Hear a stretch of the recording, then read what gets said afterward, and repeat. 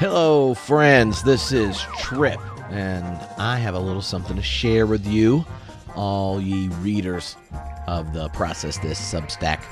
This is Catherine Keller's keynote from last year's Theology Beer Camp. It's followed by a rather fun conversation between Tom Oord and Jared Bias of the Bible for Normal People podcast. I hope you not only dig it, but I hope you say to yourself, whoa, is this what all the cool kids that go to Theology Beer Camp get to experience? Yes. And you can experience it with us October 16th to 18th in St. Paul, Minnesota, or online, streaming right onto your screen, just like this. It's going to be exciting. There's a ton of different theologians and podcasters that are going to be there. We're going to have a lot of fun, too. And, so check it out. Go to the website if you want to grab yourself a ticket. Theology Beer Camp 2025.com.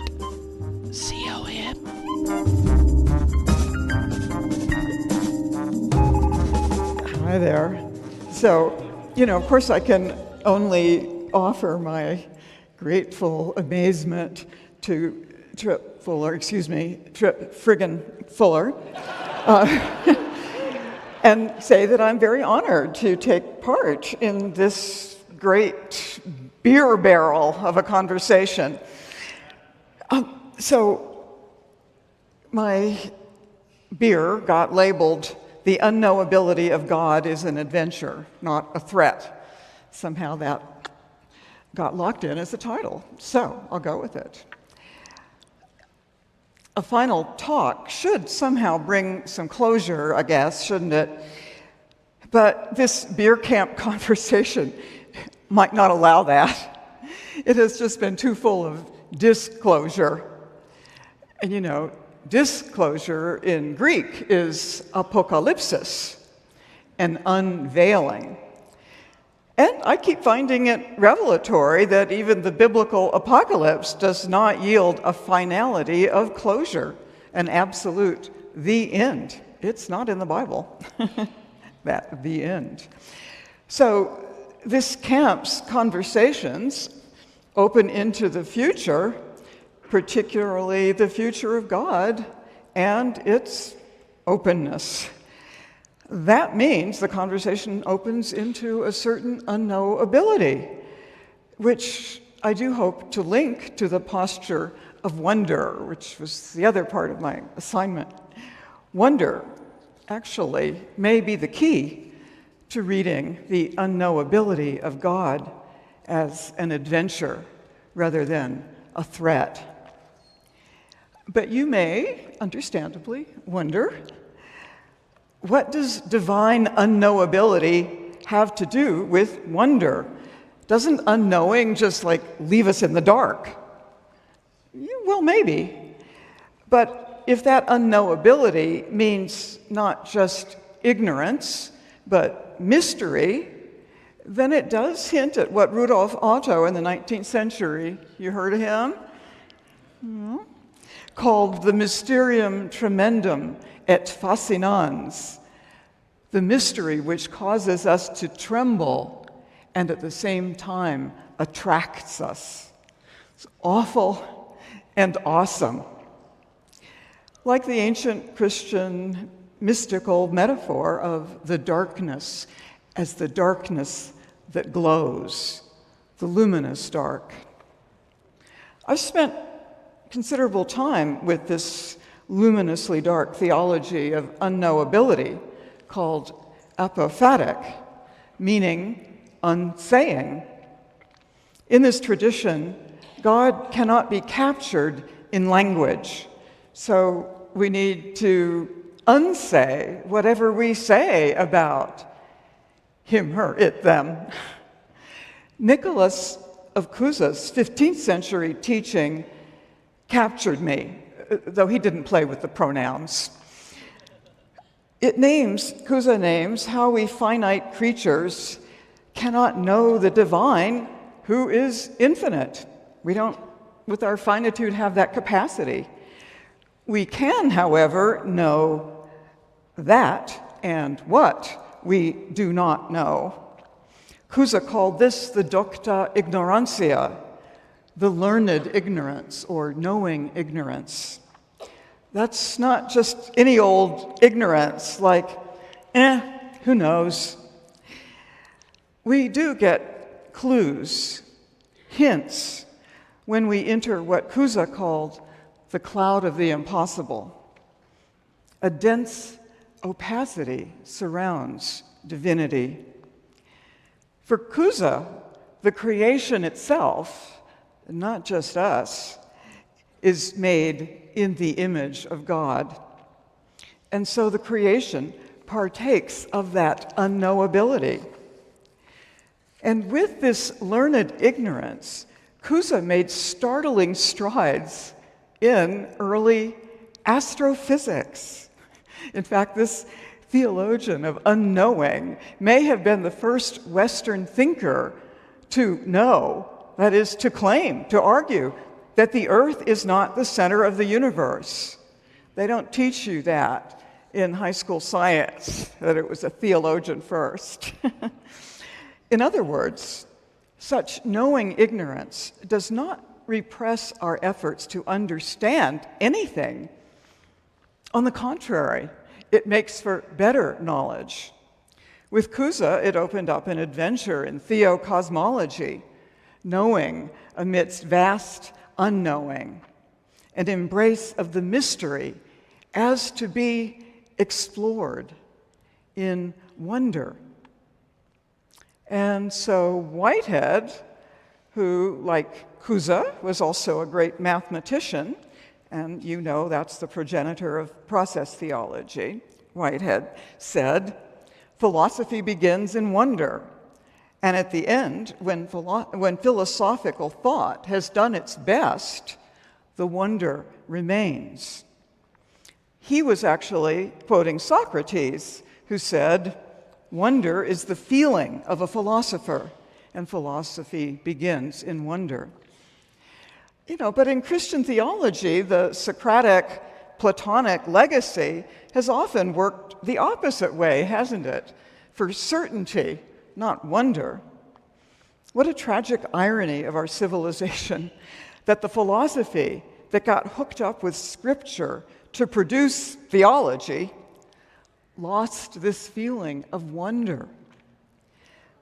Knowledge as certitude, not just in philosophy, but also in doctrine, became a normative habit of the West. But where's the mystery when faith is code for knowledge of an unquestionable truth? When mystery just means, hey, don't question. Just take the church's authority on faith. Isn't that mystification rather than mystery? And what chance does wonder have when honest questions, doubts, and intuitions get repressed? So could I have some water? I was personally lucky to have some water. Thank you. I was personally lucky, I'm going to get there, to have very early exposure to the questioning of God. It was I, not my parents, who sought out a church. I was then 12. I was in junior high. And the church that I somehow, on my own, through a friend, found out about, had a great youth minister who encouraged all of our questions about God or sex. And ironically, the theologian Tom Oord was a member of this church. Heard that name? He would later become known for his theology of the death of God. Of course, his behavior when I introduced him to my mother, and then a decade later, when he thought he was meeting me for the first time, that behavior turned me off early to the death of God. Well, never mind the gossip. It's just that the larger cultural symbol of the death of God has always felt kind of old to me. The death of God, with its secularist certainty, feels as unfresh as the older theological certitudes, know-it-all atheism or know-it-all theism. No wonder on either side. No wonder we're in a civilization in trouble. My hunger for a mystery with meaning did nudge me into theology fairly early, and eventually into the refreshing version known as process theology, which, as John Cobb taught it, was wide open to my 1970s feminist takedown of the patriarchal God. The God of process theology calls us to our creative becoming, offering a lure to every creature in the universe, every moment, a possibility. The creation is not the result of an all-controlling patriarch who knows how everything will end even before it begins, but of an infinitely interactive deity involved in every creaturely becoming, taking the whole process into God's self and calling forth each next moment of spontaneous interactivity, and finding metaphoric expression in the manifold religions and wisdoms of the earth.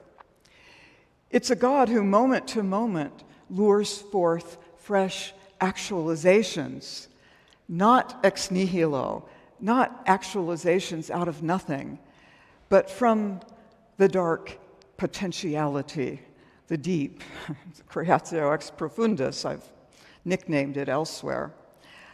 A God quietly calling forth, not forcing, calling forth into an ever-opening future. So it was a grace to have an early exposure to this openness of creation. And yet, this uncertainty is different from the apophatic wondering, that apophatic unknowing that also drew me quite separately. Process theology seems to know an awful lot about God, even about what God knows or doesn't know. It rarely emphasizes mystery or mysticism. So, for those of us trying to hold both together, it's crucial to note that for Whitehead, the primary concepts are, in his language, metaphors mutely appealing for an intuitive leap. This is not about a new certainty, but about a poetics of the universe in which some intuitions feel more persuasive than others, but they don't offer certainty. Rather, they offer what we might occasionally call theopoetics. Without such a dose of uncertainty, doesn't wonder harden into a controlling certitude? Consider the power pair of control and certainty. We heard John Tattamanel earlier reflect on Christian supremacism, certainly as an expression of that control and certainty dyad. So doesn't the control-certainty correlation present an all-controlling God with certain knowledge of the future, certain, ultimately, because He controls it, either in broad outline or down to every event? And by the way, there is no more persuasive version of the process alternative to classical omnipotence than Tom Oord's uncontrolling love of God, still on sale out there, I hope.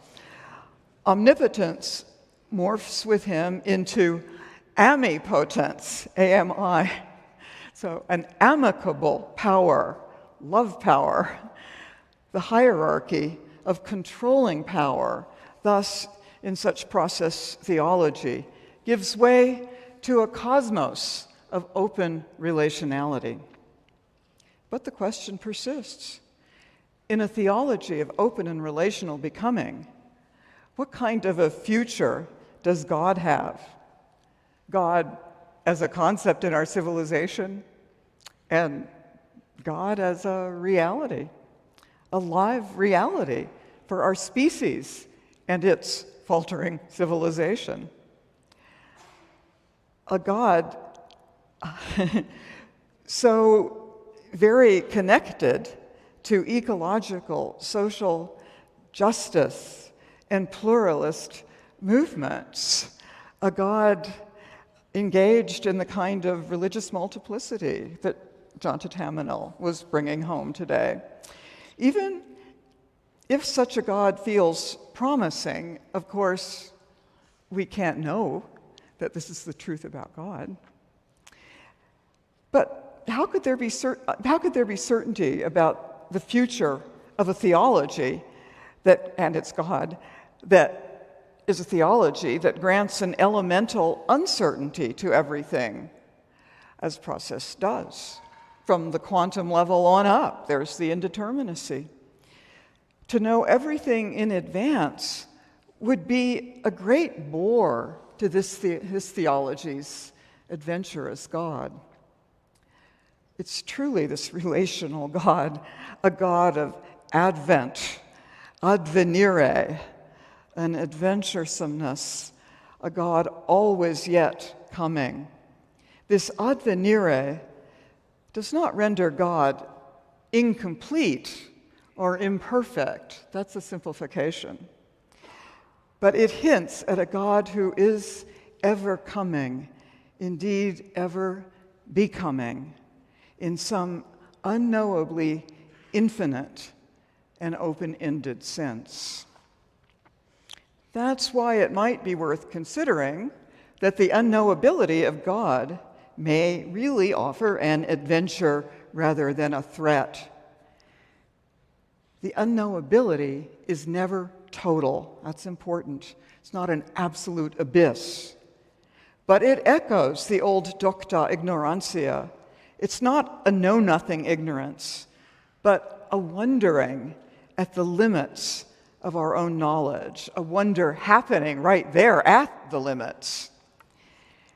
That boundary lends some relationship, and so some shape, some outline even, to the unknown. And it recognizes, of course, that even those limits are uncertain. The knowing ignorance is a wisdom practice. And yes, we heard today of a reference to Proverbs 8, as Grace reminded us of the background in Proverbs 8 of John 1. As in Proverbs 8, it's in the beginning was the wisdom, the chokmah, Sophia in Greek. And wisdom does not cease to wonder, for it goes on faith, not faith as mere ignorance and not faith in propositions, but faith as trust in the mystery, not a static or sealed off mystery, but a mystery with which we are all in process, on the way, on the mystery. I think I called a book that. So, does the future of God in some way depend upon a deepening sense of the mystery of everything else, of all of us, of all that is? Because once we know that we do not simply know God, we sense that if we know her, him, it, them, we know them in the biblical sense, in that ancient eros of interconnection. That means that even while creator and creature are never the same, in sameness, there is no love, no relationship.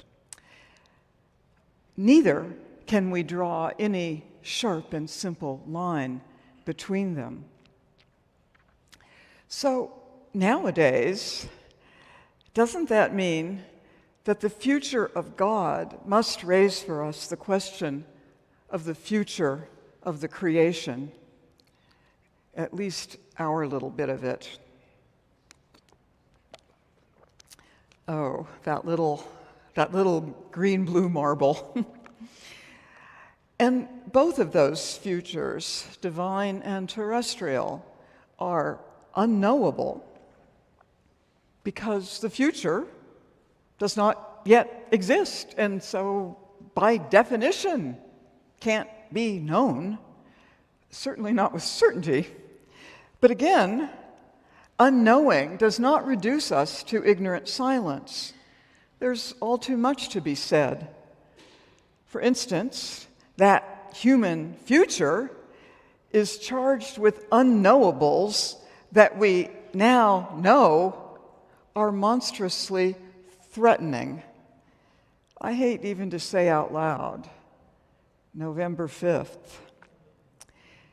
And the U.S. future is, of course, inseparable from the larger threat of global warming, the threat to the entire planetary future. So, as to the planetary ecology, we know enough to know that even what we do not know is threatening. For example, we know Florida will be hit by severe hurricanes again. Sorry, Floridians here. But we don't know when or where or how badly. And if we are not climate deniers, we do know that the planet is warming and that capital-driven carbon emissions are culpable. And Jörg, as to process theology and economics, yes, it is important to notice that John Cobb has written close to 500 pages pressing for an eco-social alternative to neoliberal capitalism. We know climate catastrophe is upon us.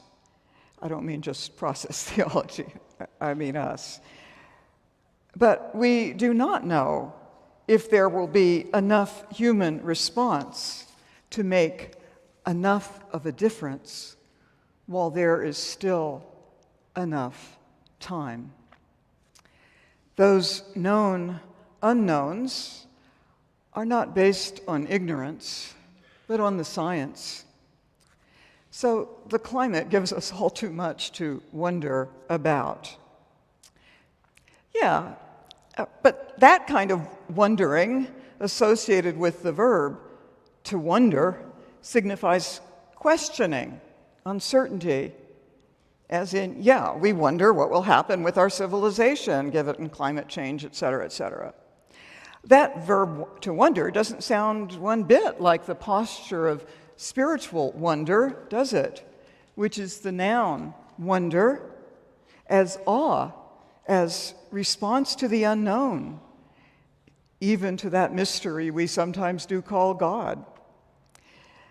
But wondering about what kind of future we earthlings are going to have at the present capitalocene rate of earth abuse is not a matter of wondering as awe, but of consternation. And such consternation applies not only to our future as embedded in the non-human environment, but to human, indeed very immediate American politics. I'm thinking of what political philosopher William Connolly, check him out if you haven't already. I think he's really the leading political philosopher now, and very readable, what he calls aspirational fascism. He spoke 5 years ago of the Trump syndrome. As the climate damage becomes increasingly palpable, he wrote, fascist temptations will intensify among many whose current denials become more difficult to sustain. And indeed, it is seeming that denialism may be needing ever more scapegoats. Particularly, we may wonder about those temptations to, while denying climate change, target people of color, immigrants, the impoverished, and of course, LGBTQI folk. In other words, threats to human and non-human populations are increasingly wrapped into one massive planetary precarity about which we rightly and critically and sorrowfully wonder. Wondering how we got to this point and how we might yet shift course. Wondering, especially as white, well-to-do ones, about my culpability in it all and therefore responsibility. So, is that other meaning of wonder, the noun, meaningless in the face of wondering about such social and ecological danger? For those of us who care about the future of the planet, not just of Christianity, let alone just of an afterlife, how can the uncertainty about the future be an awe-inspiring sort of wonder? For we are forced to wonder if there's going to be a viable living earth. We might even wonder about our own wondering. Prior generations were not uncertain in this way. They didn't have to wonder whether there would be a livable environment for the great-grandkids. And maybe they were freer to wonder in the other sense, to enjoy wonder in the face of the beauty. But of course, there have long been those who do not share such wonder about beauty. Those who know with technical precision how to capture natural processes for human exploitation. And then mirroring them on the other side, the opposite side of the same spectrum, those who believe with certain knowledge that the degradation is okay. The matter of the earth, it hardly matters, because if you're saved, your soul is mortal anyway. Or worse, they believe it doesn't matter because the end is coming soon. So we have on the one hand a know-it-all technoscience, and on the other a know-it-all Christian apocalypticism that have worked to the detriment of the earth future for some time. These opposites mirroring each other and inadvertently collaborating. My point is that any claim to simply or fully know is a kind of control, akin to old Francis Bacon's modernity defining knowledge is power. The more powerful is the agent, human or divine, the less susceptible to questioning, to questions. So the know-it-all atheism and the know-it-all theism together are stomping down both wonder and wondering. They eliminate the adventures of unknowing and therefore of the wisdom that minds and teaches us from within us to mind our uncertainties.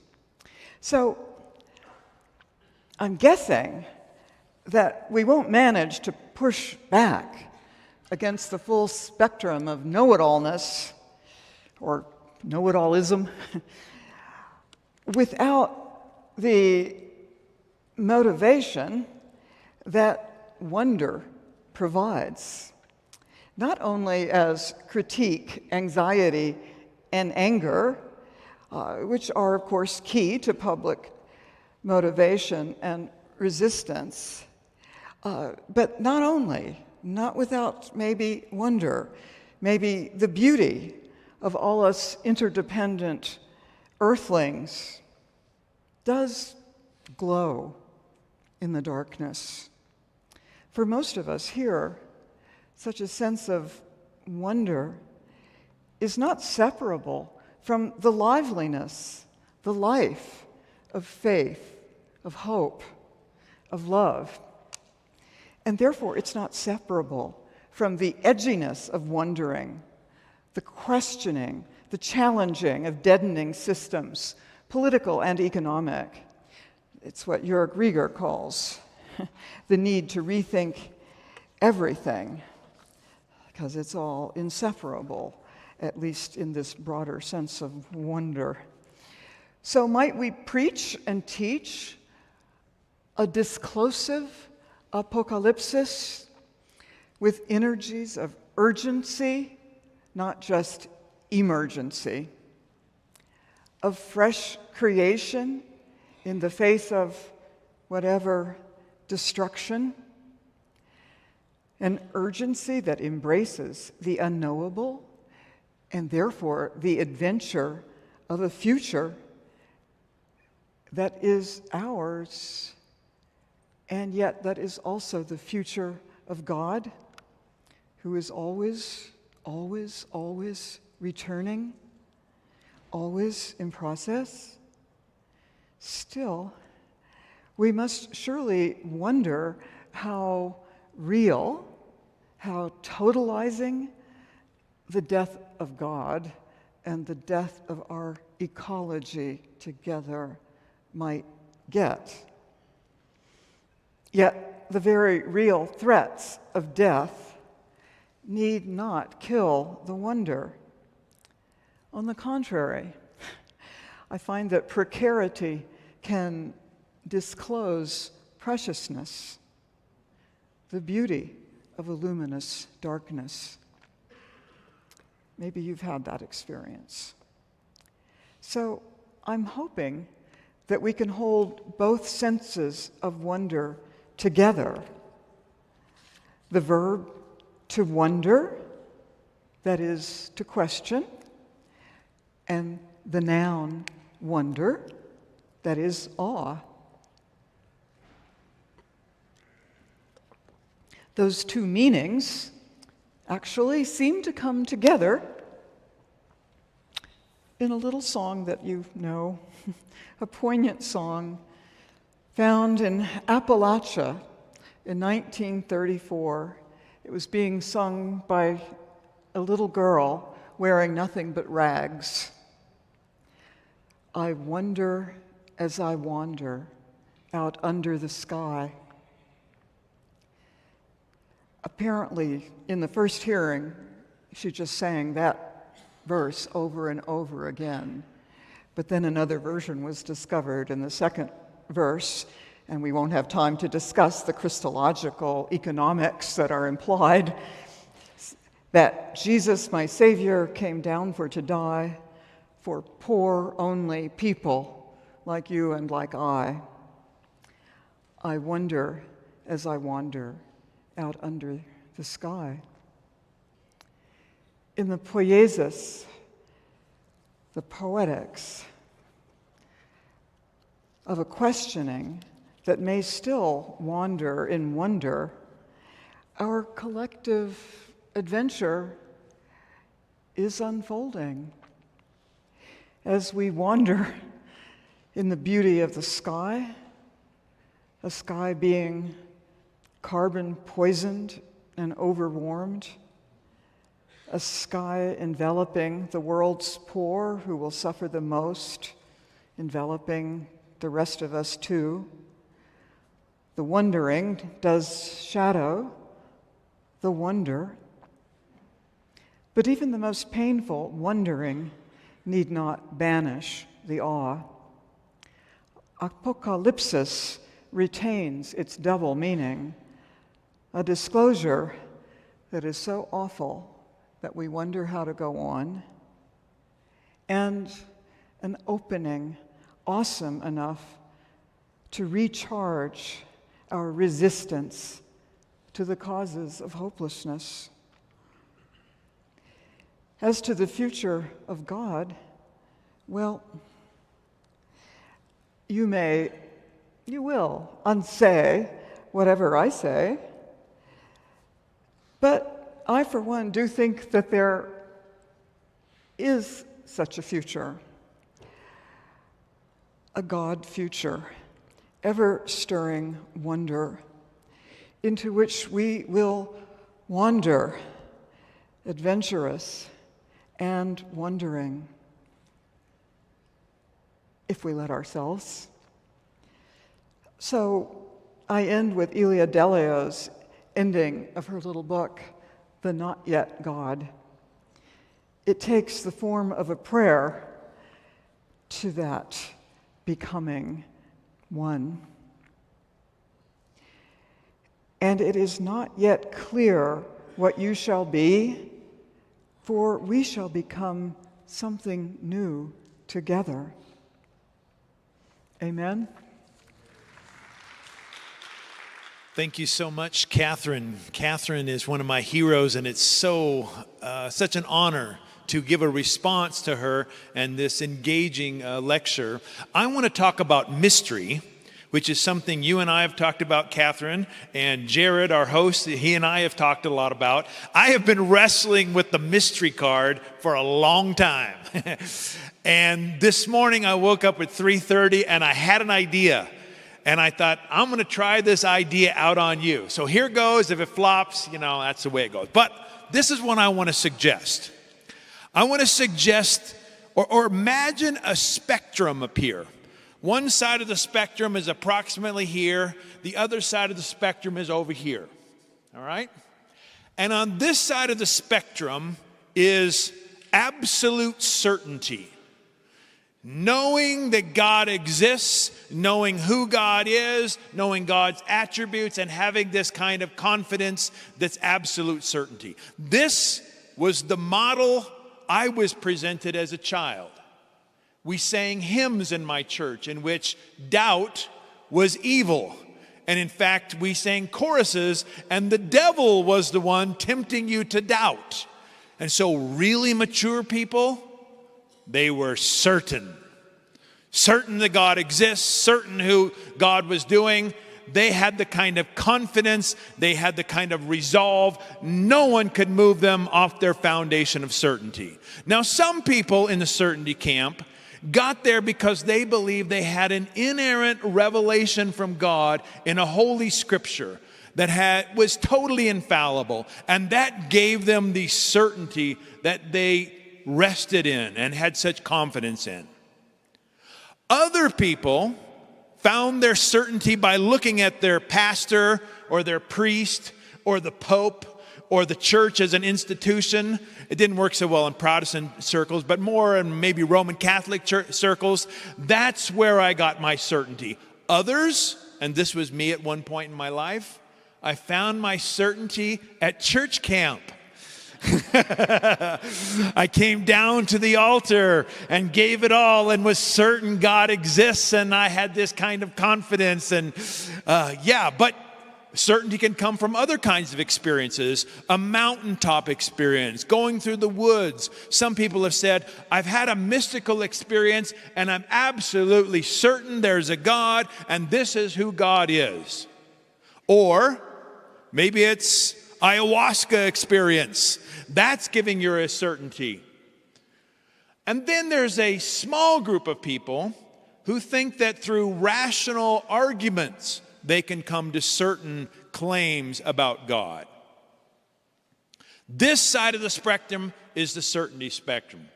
And I got to say, I'm very dissatisfied with this approach. I don't think I have an inerrant Bible. I don't think my experiences give me inerrant truth about God. I don't trust people or institutions, and there's reasons why.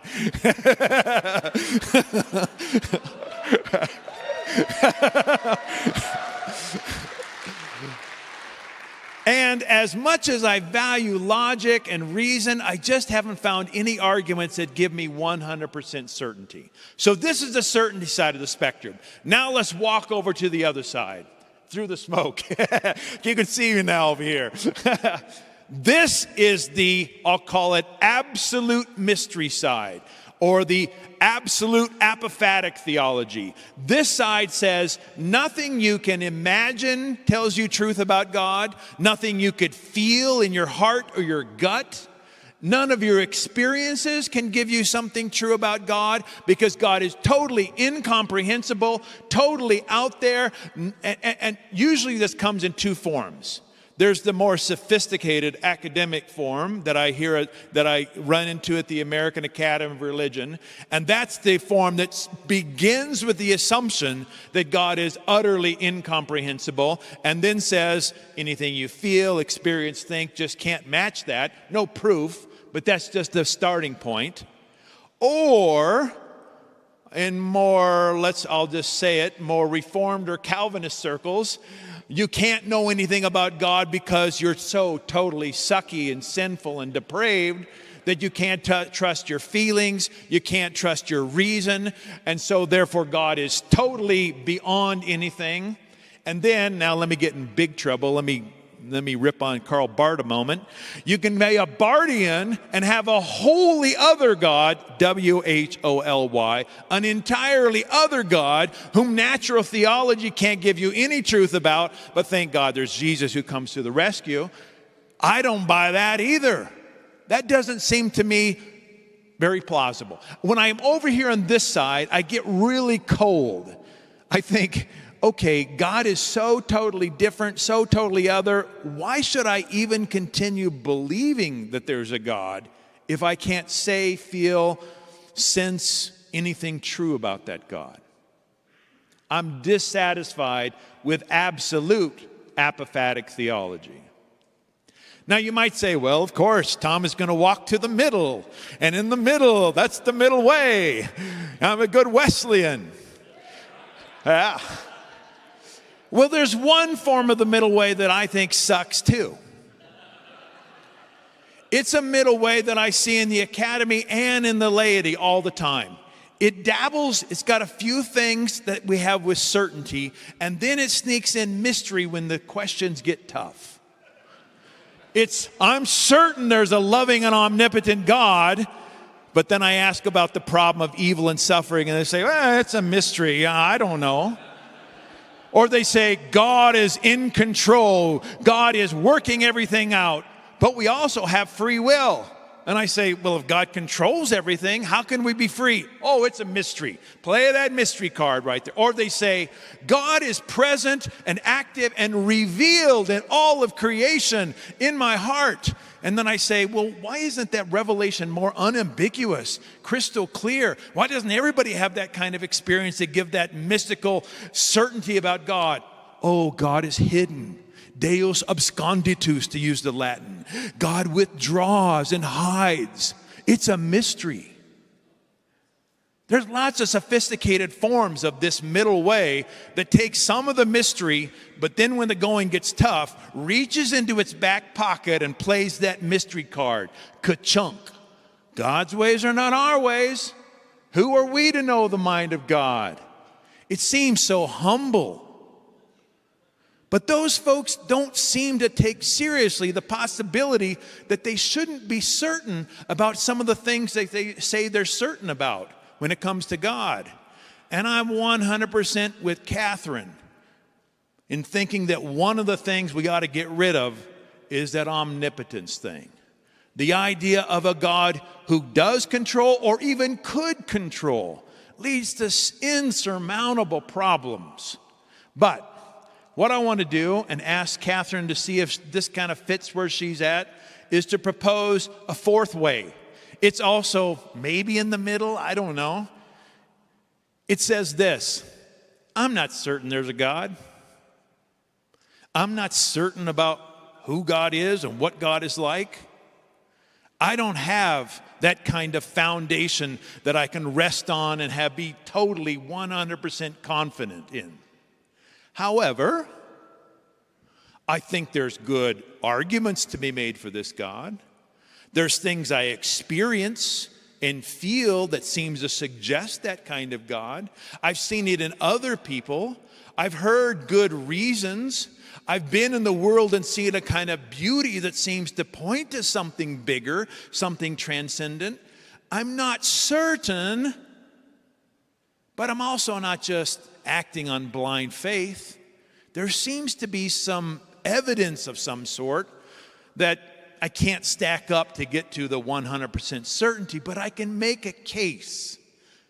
I can make a case for a loving spirit who is operating and active in the entire universe, who's nudging and wooing me, to use John Wesley's language, toward what's zesty, beautiful, excellent, good, and loving. But I can't know for sure.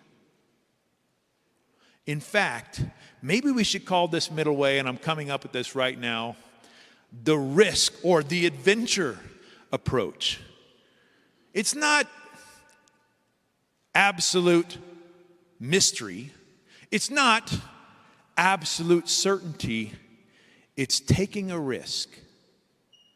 A risk, I think, fundamentally is about love. That this vision of a universal, uncontrolling spirit of love is calling me to take the risk to love those who aren't very nice to me. To take the risk to love not only my wife, but my enemies. Not only my family, but strangers. To sometimes give up comfort for those who are marginalized. And other times to take the risk when I am uncomfortable and suffering, that there's a fellow sufferer who understands with me. So, I don't know if that works or not, but that's the kind of fourth model that I find most attractive, between absolute certainty and absolute mystery, that gets rid of certainty, has some depth, but isn't 100% sure, but takes a risk that love just might be the answer. That's my proposal. All right. Thank you. So we're going to have a little conversation for the next 10 or minutes here and interact around some of these ideas of unknowability. And I was feverishly jotting down some notes. But I think we want to start with, you ended with a very provocative question, Tom. What does Catherine think of your proposal? So why don't we start there? Well, Moron. you said it. I think she meant that as a compliment, though, based on her presentation, right? Right. The more moronic you are, the more mystically unknowing. Shall we start this conversation again? No, of course, I'm, as ever, in the situation of agreeing with everything that you're saying, and just grateful for the alternative approach that you bring in. And you're right to wrap it into wrap this whole conversation about wonder and unknowing and its adventure into the question of mystery. And therefore, from that perspective of mystery, you're making clear that there's this dual evil of a kind of absolute uncertainty on the one hand, and the other, you're calling it an absolute apophasis. I think I would maybe call it a kind of nihilism, or a kind of an absolute skepticism that goes nihilistic. Where I don't know. So I don't have to do anything. I don't have to try to make a difference. And it's very close to just the cynicism of it's too late anyway. So, no, I'm just really glad you're bringing out that polarity in fresh language. And you focused on then the sense of risk that emerges, and that's very close to what I'm trying to get at with the adventurer. But I love that you're bringing into the sense of adventure again and again, as we must, the Whiteheadian notion of that God is the fellow sufferer who understands. Because an adventure has a joyfulness, and of course I'm wanting to bring out that sort of beauty in the awe of adventure, but also great risk and often great loss, and therefore the suffering is inescapable, isn't it?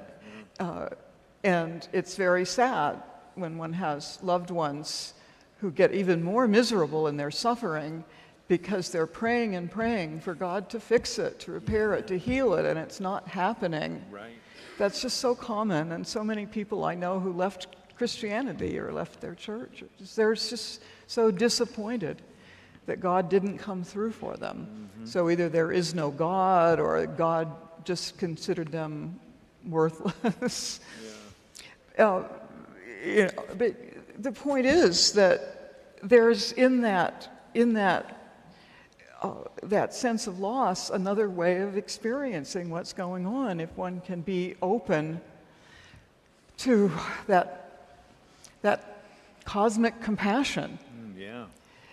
I mean, hopefully, when you're suffering, you're getting marvelous compassion from those around you.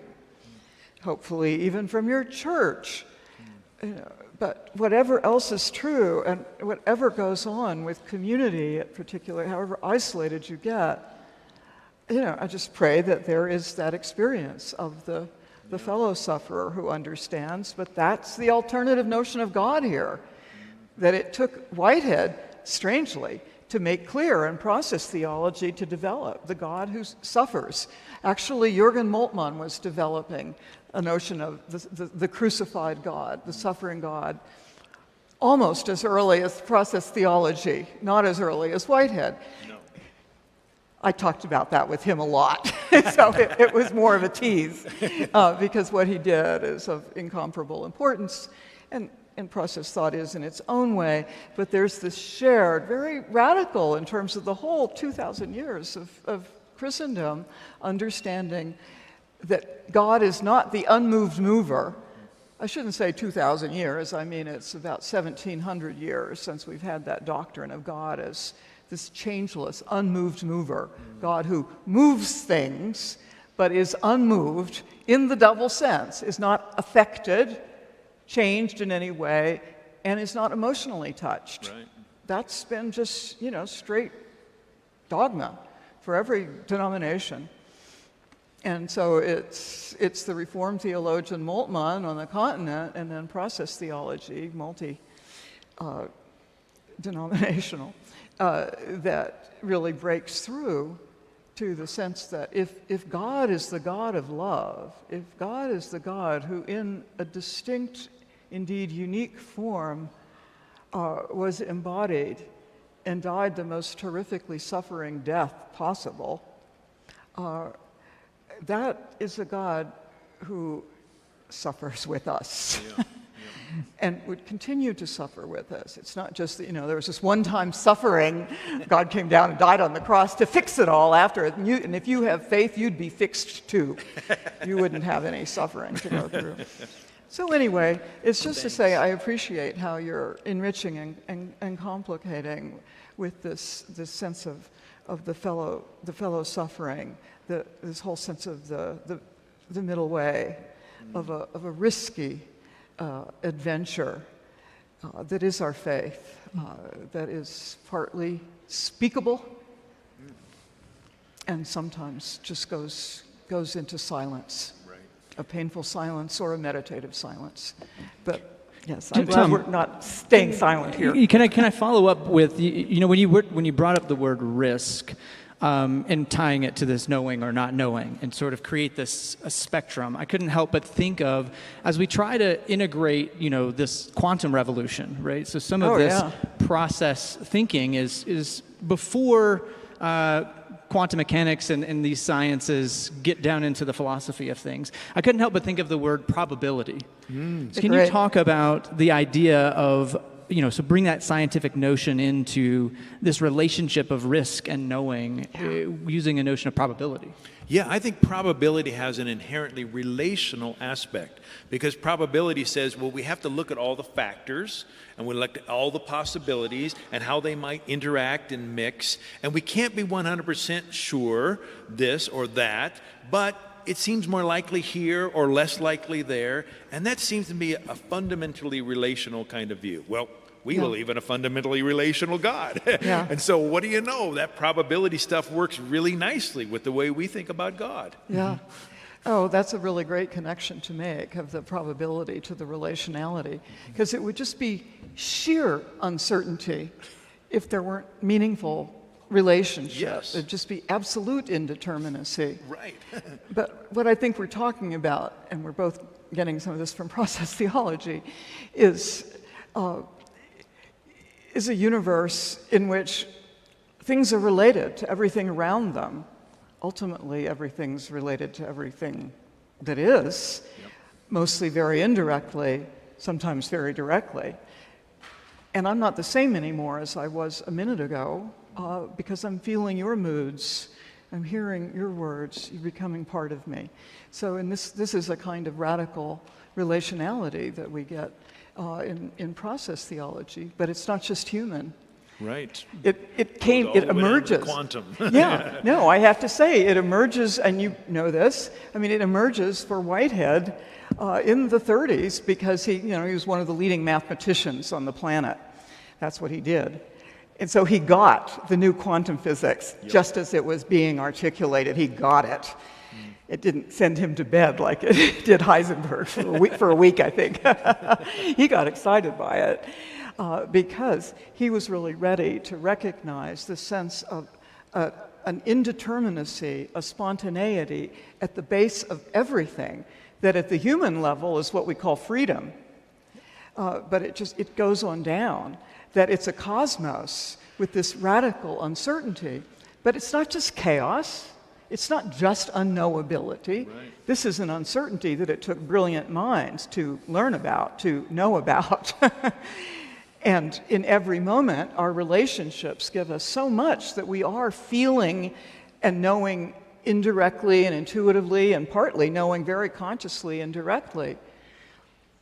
But what we're trying to pull, I think, together in this adventurous vision is that, to know as much as we can know, as responsibly able to respond as we are able, means keeping aware of all that we don't know, all that you're really thinking about what I said.